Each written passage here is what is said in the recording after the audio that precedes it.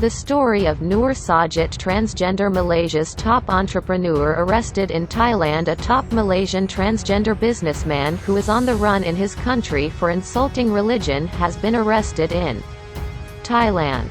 His arrest was announced by Malaysian police on Monday, the 20th of September 2021, and extradition efforts are underway. The businessman's name is Nur Sajat.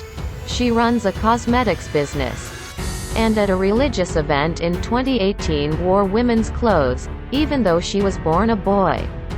Sajat, 36, after the case was later indicted in January 2021 in an Islamic court outside Kuala Lumpur for violating sharia law. Malaysian police said Nur Sajat was arrested on September 8 in Thailand by immigration authorities for having an invalid passport and charged with immigration offences. He added that Nur Sajat's full name was actually Muhammad Sajjad Kamaruz Zaman.